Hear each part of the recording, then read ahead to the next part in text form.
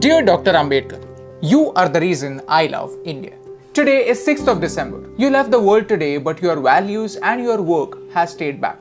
Dear Dr. Ambedkar, thank you for focusing on education. You were the first Indian to pursue a doctorate in economics from abroad. And not only from India, you were the first double doctorate holder in economics in South Asia. You saw something wrong in India. All the problems, poverty, inequality, slavery, all linked to one core problem: lack of education.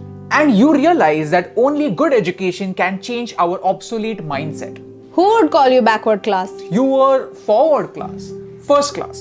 And not just economics, you were the master of 64 subjects, 9 languages, and all major religions in the world. Yes, thank you for studying something as complex as religion for 21 whole years.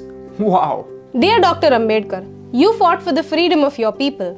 I mean, the people from villages. You had received world-class education from abroad after having struggled for your entire life, and yet you came back. You came back to make sure that your fellow Indians don't have to fight again.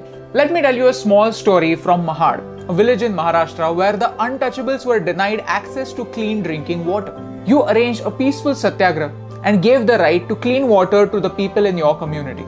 This was 2 years before Gandhiji's Salt March. You said, "We are not going to the Saudar tank to merely drink its water. We are going to the tank to assert that we too are human beings." Dear Dr. Ambedkar, thank you for considering knowledge as your true legacy.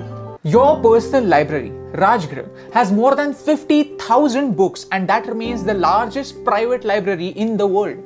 Dear Dr. Ambedkar, we as Indians were lucky to have a scholar like you to guide us and write our constitution. Building a nation is a mammoth task, and it was a victory for you, your passion for education, and the people of India that you took up this task. If you have a job, you have to thank Dr. Babasaheb Ambedkar because he changed the working hours from 14 hours a day to 8 hours a day.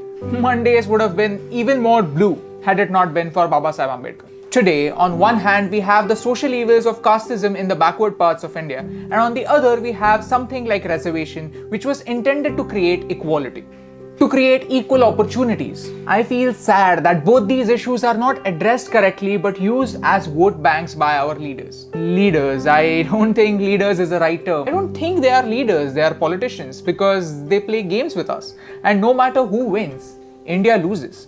But you taught us to win. When India got its independence, we found the most capable man to guide us into building a nation. And at that time, nobody dared to question the caste of the hand that led us into the future. That was your victory. Your caste, your religion, your last name only determines how you start the game. But how you finish it depends only on you. Your pen was your weapon, your mind was your sword, and your knowledge was your shield. The Ashok Chakra in our flag, the one that adds a little bit of blue in the saffron, green and white, that's your contribution. Dr. Bhimrao Ramji Ambedkar, or Baba Sahib. You're the father that made India into one giant family, and you had the vision that every member of this family should have an equal right. Every member of this family is an equal member. Today, I want to remember you and your work because we need it. We need to realize that all of our problems have only one permanent solution: good education. Not the one that remains in the books, but the one that reflects in our action. You showed us how, and that's the reason why I love India.